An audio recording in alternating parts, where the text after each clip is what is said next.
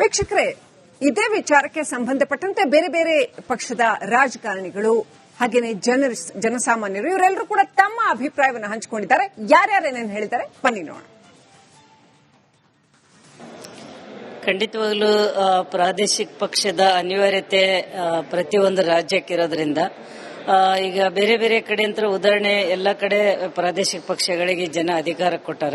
ನಮ್ಮ ಕರ್ನಾಟಕದಲ್ಲಿ ಪ್ರಾದೇಶಿಕ ಪಕ್ಷದ ಅವಶ್ಯಕತೆ ಅನಿವಾರ್ಯತೆ ಬಹಳ ಇರೋದ್ರಿಂದ ಮುಂದಿನ ಒಂದು 2028ನೇ ಇಸ್ವಿಗೆ ಒಂದು ಮಿತ್ರ ಪಕ್ಷ ನಮ್ದೇನು ಜಾತ್ಯತೀತ ಜನತಾದಳ ಮತ್ತು ಈಗೇನು ಬಿಜೆಪಿ ಏನು ಅಲಿಯನ್ಸ್ ಏನಿದ್ವಿ ನಾವೆಲ್ಲ ಸೇರ್ಕೊಂಡು ಪ್ರಾದೇಶಿಕ ಪಕ್ಷ ತರೋದ್ರಲ್ಲಿ ಅನುಮಾನ ಇಲ್ಲ ಅಂತ ನಮ್ಮ ಭಾವನೆ. ಯಾಕಂದ್ರೆ ಪ್ರಾದೇಶಿಕ ಪಕ್ಷ ಬಂದ್ರೆ ನಮ್ಮ ಒಂದು ರಾಜ್ಯದ ಜ್ವಲಂತ ಸಮಸ್ಯೆಗಳ ಬಗ್ಗೆ ನಾವು ಇಲ್ಲೇ ತೀರ್ಮಾನ ಮಾಡಬಹುದು.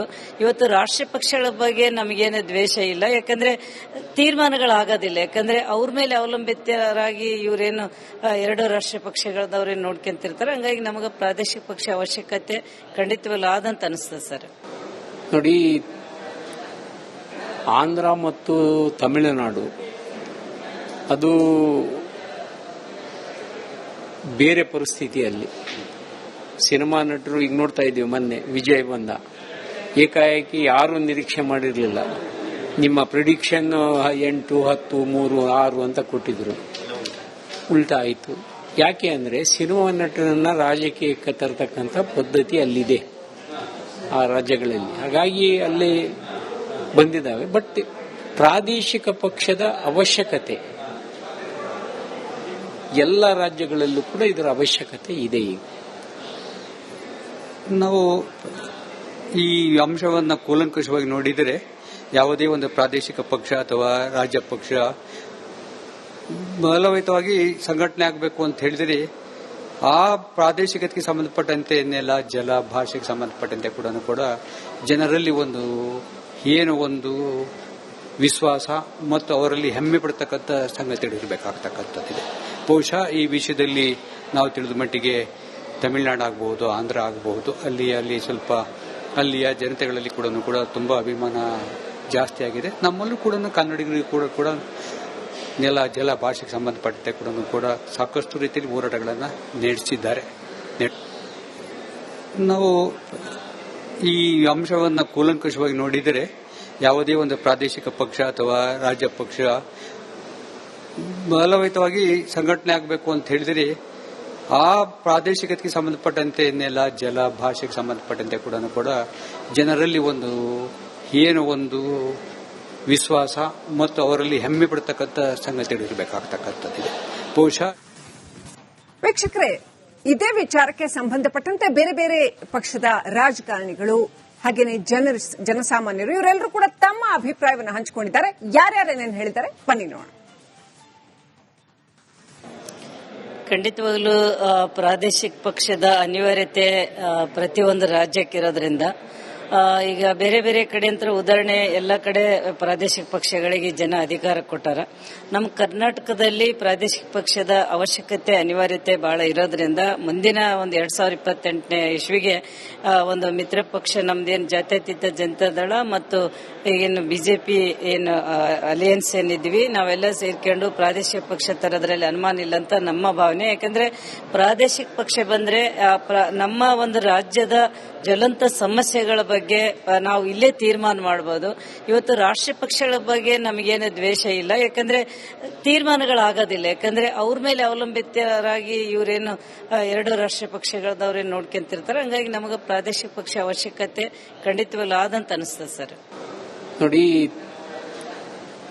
ಆಂಧ್ರ ಮತ್ತು ತಮಿಳುನಾಡು ಅದು ಬೇರೆ ಪರಿಸ್ಥಿತಿಯಲ್ಲಿ ಸಿನಿಮಾ ನಟರು ಈಗ ನೋಡ್ತಾ ಇದ್ದೀವಿ. ಮೊನ್ನೆ ವಿಜಯ್ ಬಂದ, ಏಕಾಏಕಿ ಯಾರು ನಿರೀಕ್ಷೆ ಮಾಡಿರಲಿಲ್ಲ. ನಿಮ್ಮ ಪ್ರಿಡಿಕ್ಷನ್ 8, 10, 3, 6 ಅಂತ ಕೊಟ್ಟಿದ್ರು, ಉಲ್ಟಾ ಆಯಿತು.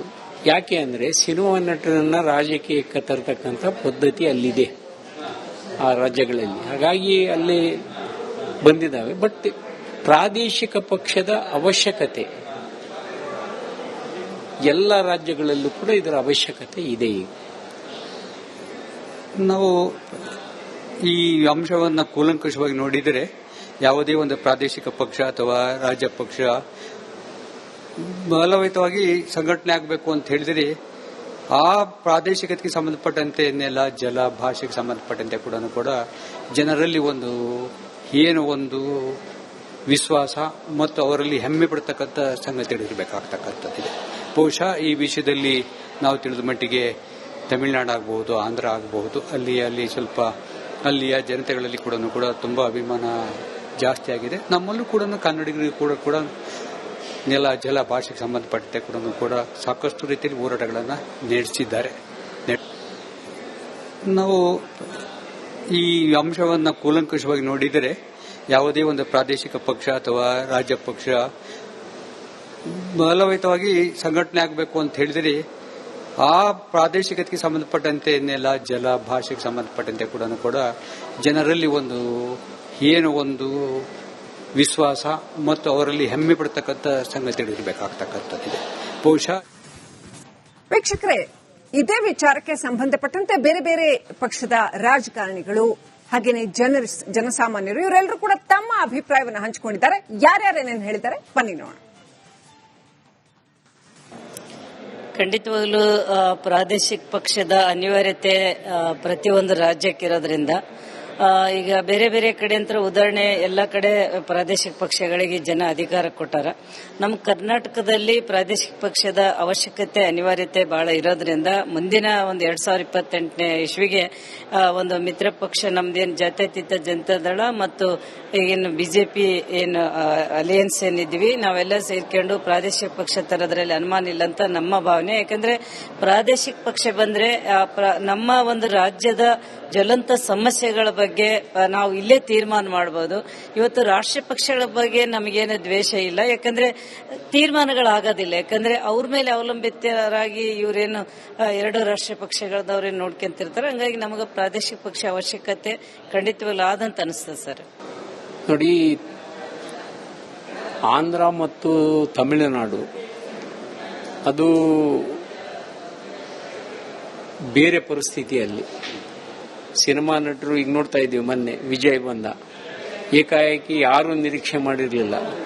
ನಿಮ್ಮ ಪ್ರಿಡಿಕ್ಷನ್ 8, 10, 3, 6 ಅಂತ ಕೊಟ್ಟಿದ್ರು, ಉಲ್ಟಾ ಆಯಿತು. ಯಾಕೆ ಅಂದರೆ ಸಿನಿಮಾ ನಟರನ್ನ ರಾಜಕೀಯಕ್ಕೆ ತರತಕ್ಕಂಥ ಪದ್ಧತಿ ಅಲ್ಲಿದೆ ಆ ರಾಜ್ಯಗಳಲ್ಲಿ, ಹಾಗಾಗಿ ಅಲ್ಲಿ ಬಂದಿದ್ದಾವೆ. ಬಟ್ ಪ್ರಾದೇಶಿಕ ಪಕ್ಷದ ಅವಶ್ಯಕತೆ ಎಲ್ಲ ರಾಜ್ಯಗಳಲ್ಲೂ ಕೂಡ ಇದರ ಅವಶ್ಯಕತೆ ಇದೆ. ಈಗ ನಾವು ಈ ಅಂಶವನ್ನು ಕೂಲಂಕುಷವಾಗಿ ನೋಡಿದರೆ ಯಾವುದೇ ಒಂದು ಪ್ರಾದೇಶಿಕ ಪಕ್ಷ ಅಥವಾ ರಾಜ್ಯ ಪಕ್ಷ ಬಲಯುತವಾಗಿ ಸಂಘಟನೆ ಆಗಬೇಕು ಅಂತ ಹೇಳಿದರೆ ಆ ಪ್ರಾದೇಶಿಕತೆಗೆ ಸಂಬಂಧಪಟ್ಟಂತೆ ಏನೆಲ್ಲ ಜಲ ಭಾಷೆಗೆ ಸಂಬಂಧಪಟ್ಟಂತೆ ಕೂಡ ಜನರಲ್ಲಿ ಒಂದು ವಿಶ್ವಾಸ ಮತ್ತು ಅವರಲ್ಲಿ ಹೆಮ್ಮೆ ಪಡ್ತಕ್ಕಂಥ ಸಂಗತಿಗಳಿರಬೇಕಾಗ್ತಕ್ಕಂಥದ್ದಿದೆ. ಬಹುಶಃ ಈ ವಿಷಯದಲ್ಲಿ ನಾವು ತಿಳಿದ ಮಟ್ಟಿಗೆ ತಮಿಳುನಾಡು ಆಗಬಹುದು, ಆಂಧ್ರ ಆಗಬಹುದು, ಅಲ್ಲಿ ಸ್ವಲ್ಪ ಅಲ್ಲಿಯ ಜನತೆಗಳಲ್ಲಿ ಕೂಡ ತುಂಬಾ ಅಭಿಮಾನ ಜಾಸ್ತಿ ಆಗಿದೆ. ನಮ್ಮಲ್ಲೂ ಕೂಡ ಕನ್ನಡಿಗರಿಗೂ ಕೂಡ ನೆಲ ಜಲ ಭಾಷೆಗೆ ಸಂಬಂಧಪಟ್ಟಂತೆ ಕೂಡ ಸಾಕಷ್ಟು ರೀತಿಯಲ್ಲಿ ಹೋರಾಟಗಳನ್ನು ನಡೆಸಿದ್ದಾರೆ. ನಾವು ಈ ಅಂಶವನ್ನು ಕೂಲಂಕುಷವಾಗಿ ನೋಡಿದರೆ ಯಾವುದೇ ಒಂದು ಪ್ರಾದೇಶಿಕ ಪಕ್ಷ ಅಥವಾ ರಾಜ್ಯ ಪಕ್ಷ ಬಲಯುತವಾಗಿ ಸಂಘಟನೆ ಆಗಬೇಕು ಅಂತ ಹೇಳಿದರೆ ಆ ಪ್ರಾದೇಶಿಕತೆಗೆ ಸಂಬಂಧಪಟ್ಟಂತೆ ಏನೆಲ್ಲ ಜಲ ಭಾಷೆಗೆ ಸಂಬಂಧಪಟ್ಟಂತೆ ಕೂಡ ಜನರಲ್ಲಿ ಒಂದು ವಿಶ್ವಾಸ ಮತ್ತು ಅವರಲ್ಲಿ ಹೆಮ್ಮೆ ಪಡ್ತಕ್ಕಂಥ ಸಂಗತಿಗಳಿರಬೇಕಾಗ್ತಕ್ಕಂಥದ್ದಿದೆ. ಬಹುಶಃ